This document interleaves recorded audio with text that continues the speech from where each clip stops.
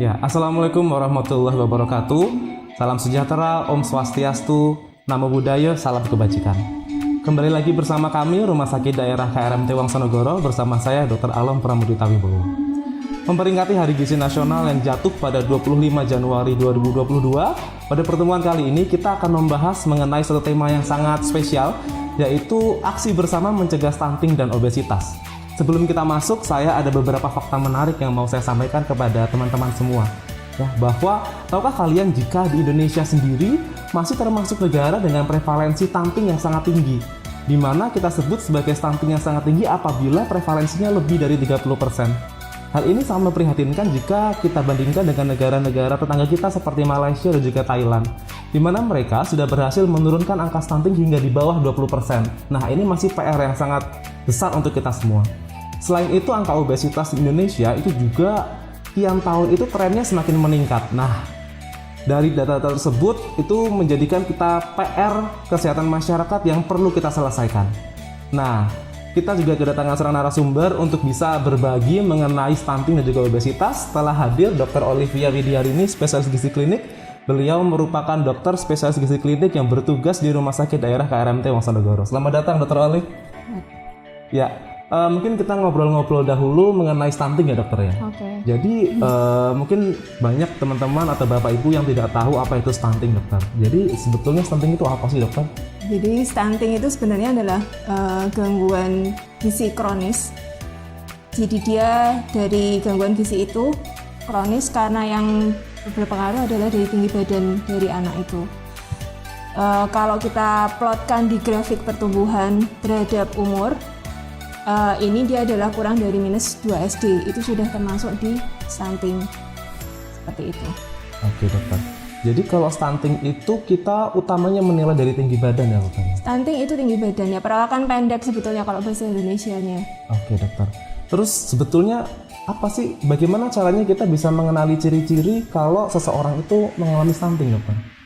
Jadi karena stunting ini gangguan kurang gizi kronis ya, diawali sebetulnya dengan berat badan yang tidak sesuai dengan grafik pertumbuhan berat badan pada usia, mulai dari usia bayi sampai dengan usia 2 tahun sampai 5 tahun. Itu yang krusial sekali karena pertumbuhan di usia itu adalah pertumbuhan yang tercepat dari manusia setelah di dalam kandungan.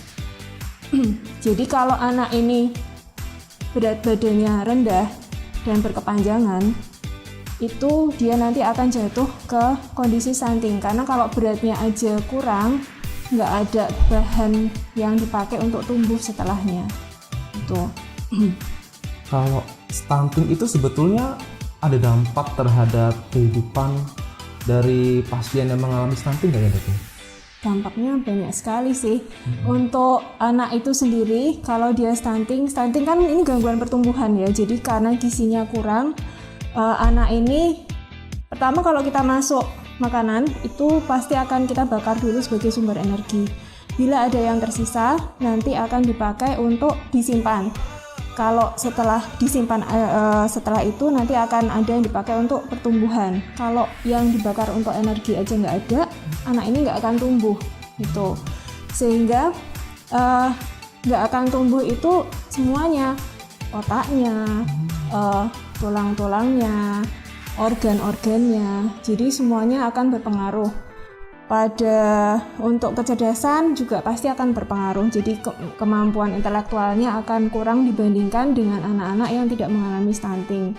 Setelah dia menginjak usia dewasa, produktivitas kerjanya juga pasti akan berkurang, karena kapasitas otaknya kan nggak seperti yang teman-temannya yang dulu nggak mengalami stunting. Dan ketika seandainya dia dewasa, terus dia status ekonominya membaik, dia bisa makannya bisa dapat lebih mudah, misalnya dari zaman dulu makannya nggak dijaga, ya itu akan gampang sekali jatuh ke kondisi obesitas. Jadi kalau sudah obesitas ya nanti akan ada rentetannya, sindroma metabolik ya, jadi bisa mengalami diabetes atau kencing manis itu. Terus resiko untuk darah tinggi atau hipertensi juga lebih besar. otomatis kalau ada diabetes, ada hipertensi, dia juga ada resiko stroke lebih besar, serangan jantung lebih besar. Jadi itu semua namanya penyakit metabolik. Stunting seandainya dia ketika dewasa tetap dengan kondisi gizi yang nggak bagus pun, ya itu tetap ada resiko seperti itu juga, karena perkembangan organnya tidak bisa sempurna seperti seharusnya. Jadi dari stunting sendiri itu dampaknya sangat luas ya dokter ya? Bahkan sampai dewasa pun masih bisa kita dapatkan dampak dari stunting ya dok? Betul. Jadi sebetulnya dok, stunting itu apa sih dok penyebabnya dok? Penyebabnya karena yang utama karena asupannya itu tidak bisa memenuhi sesuai dengan target kebutuhannya. Kemudian karena anak-anak yang tadi berat badannya kurang, makannya kurang, sehingga berat badannya kurang, itu biasanya juga cenderung gampang sakit sehingga otomatis kalau anak sakit makannya juga lebih kurang lagi. Itu jadi seperti lingkaran setan, anaknya sudah gizinya nggak bagus, makannya kurang, akhirnya dia terkena penyakit, infeksi, makannya lebih sedikit lagi, status gizinya lebih turun lagi, dan seterusnya seperti itu. Jadi intinya sebetulnya keseimbangan antara intake makanan dengan kebutuhannya itu nggak balance, jadi nggak mencukupi. Awalnya seperti itu, kemudian ditambah lagi dengan infeksi yang berulang karena status gizinya yang nggak bagus, seperti itu. Jadi itu lingkaran setan yang terus menerus ya dokter ya? Ya. Dari gizinya kurang secara kronis, akhirnya imunnya juga kurang, akhirnya juga infeksi, sedangkan infeksi juga bisa semakin memperburuk kondisi gizi seorang anak ya dokter? Iya, betul. Oke. Dokter, mau tanya lagi nih dokter, jadi sebetulnya gimana sih dok kita bisa mencegah biar stunting itu tidak terjadi pada anak-anak? Jadi kita harus memenuhi kebutuhan gizinya yang itu, terus memantau berat badan anak ini dengan teratur. Kan kalau di sini kita ada posyandu, timbanglah berat badan anak itu dengan teratur. Bayi itu berat badannya harus naik. Kalau dia berat badannya tetap, meskipun dia masih di garis hijau, itu sudah nggak benar, karena berat badan bayi itu tiap bulan harus naik. Jadi nggak hanya lihat, oh dia masih di atas garis berarti nggak apa-apa, nggak. Kalau dia di atas garis tetapi udah bulan kemarin dan bulan sekarang naiknya mungkin cuma 1 ons, itu sudah warning. Kalau bisa dicari sebabnya, mungkin ada pola pengasuhan yang berubah, misalnya tadinya ibunya cuti sehingga bisa merawat anaknya sendiri, sekarang sudah mulai kerja, seperti itu, mungkin berat badan anaknya jadi agak turun. Nah, itu harus segera diatasi. Apa yang menyebabkan asupan anaknya berkurang selama ibunya bekerja, misalnya seperti itu. Atau misalnya anaknya nggak ada apa-apa, nggak ada perubahan pola asuh kok berat badannya turun. Nah, mungkin perlu periksa ke dokter anak untuk mencari apakah ada penyakitnya yang kita nggak tahu, karena sering yang kita kenal penyakit yang orang awam bilang flek, itu sering di anak-anak itu tidak ada gejala yang spesifik, hanya berat badannya yang sulit naik, seperti itu saja. Jadi nggak ada batuk, nggak ada demam, cuman dia berat badannya nggak naik. Nah, itu makanya perlu untuk periksa ke dokter spesialis anak untuk tahu apakah anaknya memang sehat-sehat saja, hanya asupannya yang tidak adekuat, atau memang ada penyakit yang melatar belakangi, seperti itu. Terus ya itu harus aware, kalau mau itu sebenarnya bisa download grafik yang di WHO Growth Chart itu yang nanti setelah itu nanti diplotkan di grafik itu. Internet sekarang kan bisa untuk siapa saja, jadi kita bisa mengeplot sendiri di situ. Kalau di garis X yang mendatar itu dia umurnya, yang di garis yang atas itu berat badannya. Itu yang harus dipantau dulu, itu berat badan. Kalau dia berat badannya dipantau di grafik itu kok datar, tidak sesuai dengan tidak sejajar dengan kurvanya yang lain, itu sudah warning. Jadi harus waspada, harus segera dicari penyebabnya seperti apa. Seperti itu. Terus untuk yang gizi asupan yang paling baik di 6 bulan pertama itu adalah ASI, dok. Karena ASI itu udah lengkap, satu paket segalanya. Komposisi nilai gizinya itu sesuai dengan kebutuhan bayi. Dia lemaknya itu tinggi karena bayi itu kan perutnya kecil, sementara kebutuhan energinya sangat besar sekali. Per kilogram berat badannya itu dia 3-4 kali lipat dari kita yang dewasa. Padahal kapasitas tampungnya itu hanya kecil, sehingga dia butuh banyak lemak. Nah, di ASI itu komposisi lemaknya sudah tinggi, seperti itu. Kemudian di ASI itu juga ada hormon pertumbuhannya, ada enzim-enzim pencernaan yang untuk memudahkan pencernaan zat gizinya, sehingga udah komplit semuanya ada. Termasuk juga ada antibodi yang dari ibu ke bayi, sehingga bayi ini lebih kuat untuk melawan infeksi ya, karena punya antibodi dari ibunya, seperti itu.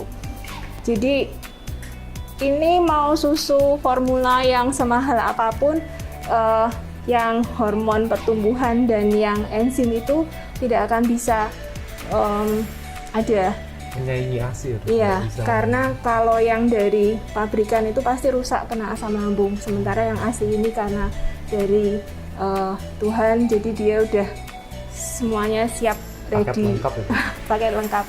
Jadi 6 bulan pertama itu harus ASI diusahakan, kecuali ibunya ada misalnya ya penghalang lah ya, ada penyakit-penyakit tertentu yang memang tidak memungkinkan ibu untuk menyusui ASI-nya, seperti itu.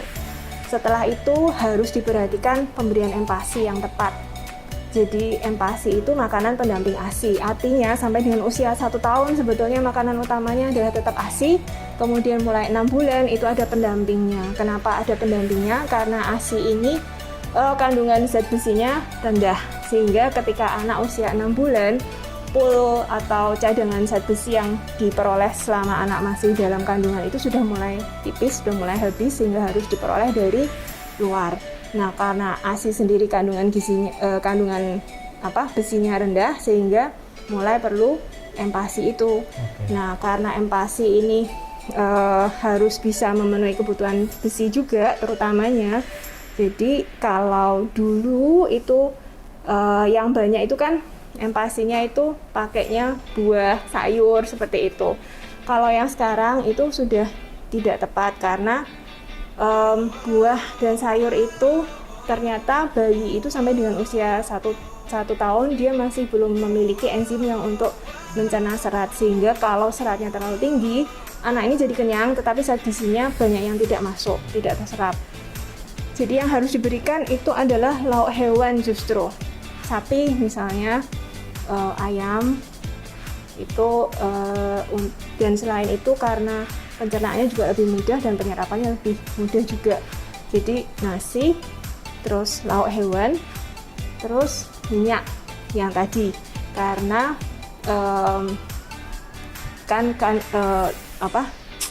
daya tampungnya kecil, kebutuhannya besar, jadi lemak harus masuk. Kita ingat komposisinya ASI tadi lemaknya tinggi, sehingga kalau kita memberikan empasi itu juga lemaknya harus cukup. Yang selama ini itu biasanya bayi diberinya nasi, sayur, udah gitu. Itu makanan orang besar yang sudah yang sudah tidak tumbuh supaya dia tidak obes, gitu. Jadi itu juga kan gizi seimbang untuk yang bayi dengan yang dewasa itu beda, Dok, seperti itu. Oke, jadi di masyarakat memang banyak yang kebalik ya, Dok ya. Justru malah anak-anak di masyarakat itu bukan seharusnya nasi dan bening ya, Dok ya. Tapi malah seharusnya yang kaya dengan nutrisi, kaya lemak ya, Dok. Dari hewani, daging-daging, kebalik, harusnya dewasa yang konsumsi makanan-makanan yang rendah lemak, gitu ya, Dok ya. Oke. Tadi kita sudah ngobrol-ngobrol mengenai stunting ya, Dok. Nah, sekarang kita masih ada PR tentang obesitas, Dok. Sebetulnya obesitas itu apa sih, Dok? Obesitas kalau untuk yang dewasa itu, kalau di Indonesia dan Asia Pasifik lah sebenarnya kalau indeks massa tubuh di atas 23,5 itu sudah termasuk di overweight. Sementara kalau yang di barat itu di atas 25 baru overweight. Yang 30 ke atas itu masuk di kategori obesitas. Indeks massa tubuh itu jadi menghitungnya adalah berat badan dibagi dengan tinggi badan dalam meter yang dikuadratkan, seperti itu. Nanti ketemu angkanya. Kalau sudah di atas 30 itu masuk di kriteria obesitas. Untuk anak-anak harus diplot lagi di grafik.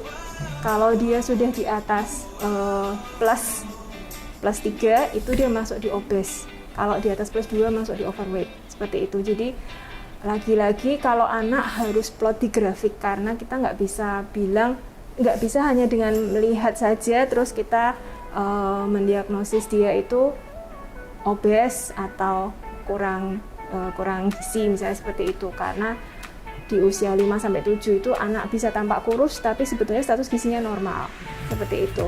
Anak di usia 5-7 tampak lucu, ngontok, menggemaskan, ternyata dia masuk kategori obes atau overweight gitu. Kalau orang dewasa sudah jelas kelihatan yang obes seperti apa. Hanya saja yang indeks massa tubuh ini sekali lagi kan dia hanya menghitung berat dengan tinggi. Padahal berat itu tidak hanya menghitung lemak tetapi juga otot. Sehingga meskipun obes itu kriterianya dengan IMT di atas 30, tetapi kalau dia massa lemaknya itu sebenarnya sedikit. Ambil contoh yang paling gampang binaraga lah ya. Kalau dihitung indeks massa tubuhnya pasti di atas 30 semua karena massa ototnya sangat besar sekali. Tetapi kita tidak akan menyebut mereka sebagai obesitas karena ada persentase massa lemaknya juga kecil. Jadi selain IMT itu juga perlu dilihat massa lemaknya seperti itu, Dok. Oke, jadi bahkan anak-anak pun juga bisa mengalami obesitas ya, Dok? Bisa sekali, Dok. Itu harus hati-hati Bapak Ibu mungkin yang punya anak-anak. Hati-hati kalau misalnya anaknya terlihat gemuk, lucu, belum tentu dalam kurva yang normal ya, Dok, ya berat badannya. Justru juga harus berhati-hati, jangan-jangan malah obesitas ya, Dok. Perlu ada asesmen lebih lanjut ya, Dokter ya. Nah, jadi sebetulnya, Dok, penyebabnya obesitas itu apa sih, Dok, di masyarakat kita tuh? Yang paling kombinasi sekali lagi kalau yang masalah gizi yang seperti ini adalah keseimbangan antara intake dengan output. Intake-nya kalau yang tadi stunting itu karena intake-nya kurang terus-menerus, kalau yang obes karena intake-nya yang berlebihan terus-menerus. Bisa saja sebetulnya makannya itu nggak sering, tetapi jenis makanannya itu yang memang kalorinya sebenarnya dense tinggi atau sekali. padat kalori seperti itu. Yang harusnya tadi itu makanan buat anak, tapi dikonsumsi orang dewasa Terbalik. seperti itu.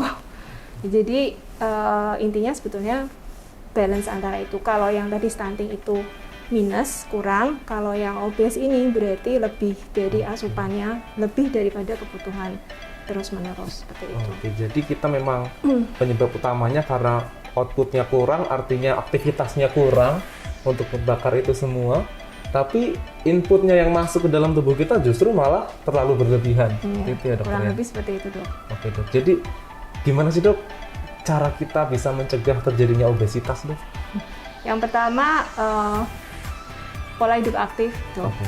Ya, jadi jangan, kalau misalnya gampangnya kita kerja di lantai 2 atau lantai 3, ada lift, ada tangga, ya pilih tangga, jangan pilih lift. Kecuali memang terburu-buru seperti itu.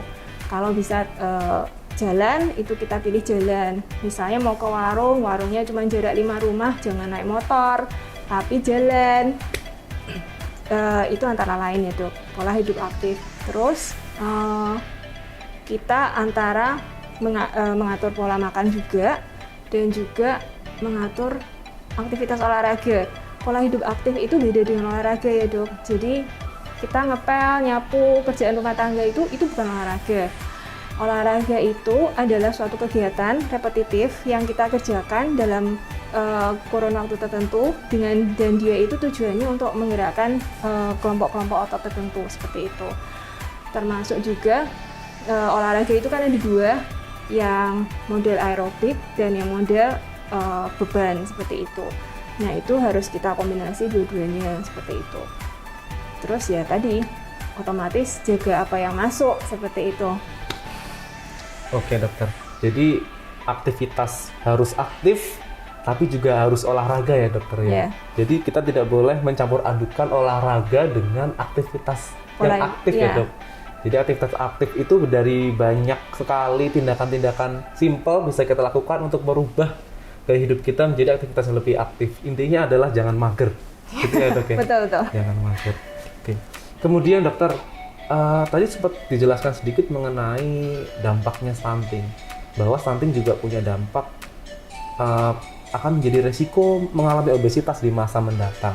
Itu bagaimana sih dok, dan dampak obesitas itu juga apa sih dok ke tubuh kita dan juga kesehatan kita ke depannya dok? Jadi kalau ini mulai dari dalam kandungan ya dok. Kalau dari dalam kandungan anak ini sudah gizinya tidak tercukupi, secara genetik itu dia disiapkan untuk menghadapi hidup nantinya di luar itu yang kurang, serba kekurangan. Jadi ketika di waktu dewasa dia punya sumber daya untuk asupannya supaya banyak, badannya itu seperti nggak bisa terima dok. Gitu. Jadi dia lebih mudah untuk jatuh ke kondisi-kondisi obes. Apalagi obes itu kan tadi perbandingan antara berat dengan tinggi badan. Kalau anak ini stunting di usia 2 tahun dan nggak bisa terkejar, itu yang bisa mengejar ketika usia pertumbuhan waktu remaja itu kurang dari 10%. Jadi mayoritas anak yang stunting di usia 2 tahun ini pasti nanti dewasanya pendek, nggak bisa mencapai potensi tumbuhnya dia seperti berapa. Seandainya misalnya dia itu harusnya bisa 170 cm, tapi karena dia itu kurang gizi sejak dari kandungan atau setelah di luar kandungan dan stunted, itu ketika dia dewasa dia nggak akan 170, mungkin cuma 160 atau 162 seperti itu. Otomatis karena dia itu pendek, kalau dia makannya berlebih, beratnya naik, itu kan lebih gampang untuk masuk ke obesitas ya dok. Dia dengan berat 70 kilo aja sudah masuknya overweight seperti itu. 80 sudah obes. Sementara kalau orang ini tingginya 70, 80 itu dia masih overweight kan, belum sampai ke obes. Itu seperti itu. Oke, jadi pemenuhan gizi anak itu bahkan dimulai sejak dalam kandungan ya dok? Iya betul dok. Untuk mencegah stunting itu dimulainya bahkan sejak dalam kandungan, pemenuhan gizi, kemudian lahir juga terpenuhi kebutuhan gizinya. Dan juga stunting karena memang dalam kandungan terbiasa kurang energi, kurang kalori, kurang asupan nutrisi, sehingga ketika dewasa tubuhnya terbiasa dengan kondisi kurang energi ya dokter ya. Jadi ketika kita asupan makannya seperti orang normal, justru malah menimbulkan obesitas. Bukan seperti orang normal sih dok, jadi sedikit lebih gitu itu sudah gampang berlebih sekali sedikit obesitas. Langsung obesitas gitu ya dok ya. Oh, jadi dia sangat rentan mengalami obesitas ya dok? Iya kan, karena pendek juga kan dok. Seperti itu, kebutuhannya dia sebetulnya nggak banyak, tetapi begitu dia asupannya banyak udah langsung pasti masuknya ke obes. Gitu. Kemudian dokter, berdasarkan tadi stunting dan juga obesitas, sebetulnya untuk menu pemilihan makanan, kemudian bagaimana kita bisa menyusun nutrisinya, kita bisa memperkirakan kebutuhan, pemilihan makanan tuh seperti apa sih dokter?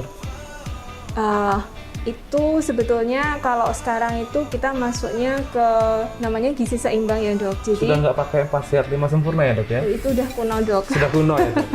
Jadi dulu itu kasus di Indonesia itu kebanyakan kan gizi kurang atau gizi buruk, sehingga dulu itu jargonnya dalam 4 sehat 5 sempurna supaya konsumsinya itu banyak. Jadi sudah ada nasi, ada sayur, ada lauk pauk, masih ditambah susu supaya sempurna, kan itu ya 4 sehat 5 sempurna. Tetapi sekarang Indonesia tadi kan sudah masuk ke double burden ya dok, jadi beban ganda, ada yang gizi buruk, gizi kurang, tetapi ada juga yang overweight dan obes. Jadi semua itu punya dampak di masa depannya untuk penyakit-penyakit metabolik dok. Jadi itu harus diatasi. Sehingga sekarang kita nggak pakai jargon 4 sehat 5 sempurna lagi, jargonnya sekarang adalah gizi seimbang. Indonesia itu kalau di Amerika itu dia ada namanya My Plate atau piringku. Kalau di kita itu ada tumpeng gizi seimbang. Tumpeng gizi seimbang itu sebenarnya lebih lengkap dok, karena di tumpeng gizi seimbang itu tidak hanya membahas masalah asupannya saja, tetapi di situ juga harus ada kecukupan olahraga itu, menjaga kebersihan juga, Termasuk juga harus cukup minum airnya, Dok. Jadi kalau my plate atau piringku itu kan hanya makannya saja. Kalau yang ditumpang gizi seimbangnya Indonesia itu yang paling bawah itu maksudnya yang dasarnya itu dia ada tadi higiene sanitasi, terus air, olahraga, timbang badan teratur, seperti itu.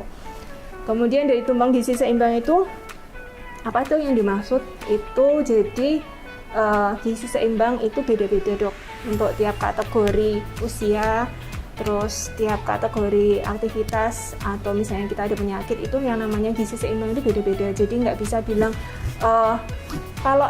kalau makan tuh harus banyak sayurnya, nggak boleh banyak-banyak nasi. Itu untuk semua orang itu nggak bisa, Dok.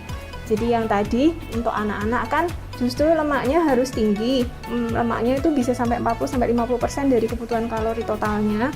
Kemudian karbohidrat dan karbohidrat itu nasi, kentang gitu, ubi itu ya.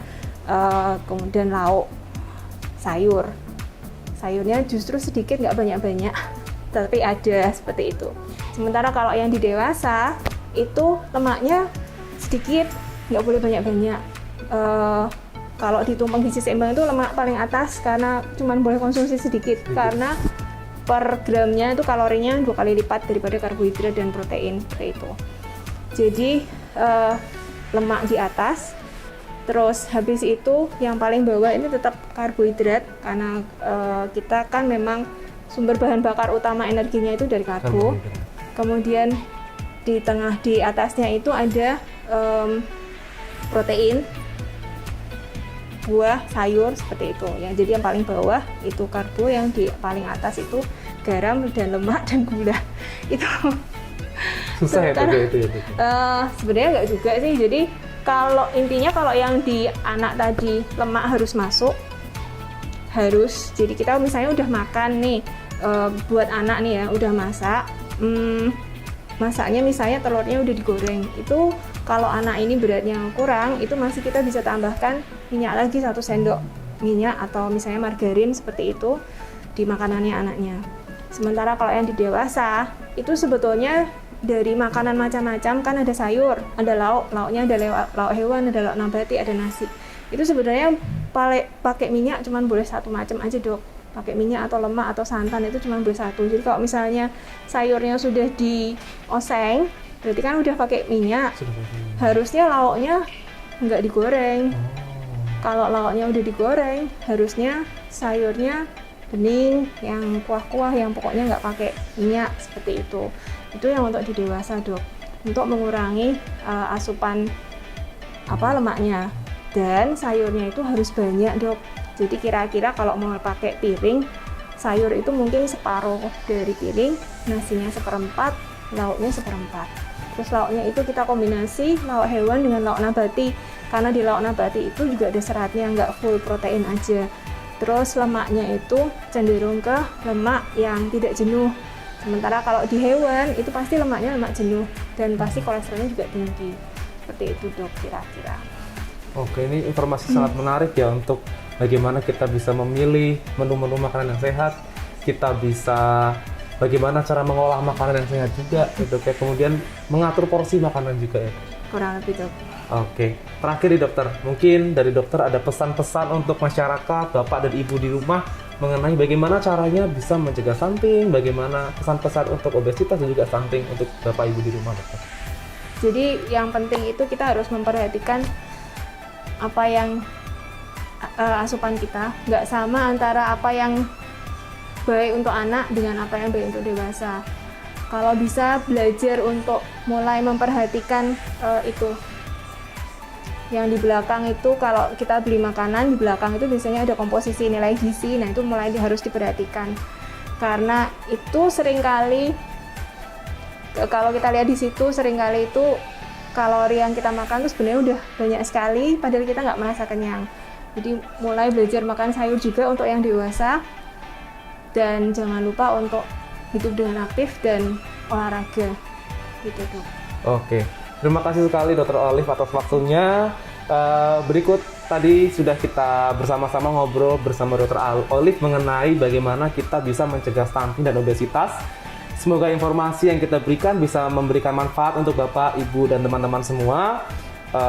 Sebelum kita tutup, jangan lupa tetap patuhi 5M, patuhi prokes, tetap jaga kesehatan di rumah. Sampai jumpa. Wassalamualaikum warahmatullahi wabarakatuh. Salam sejahtera, Om Swastiastu, Namo Buddhaya, salam kebajikan. Terima kasih.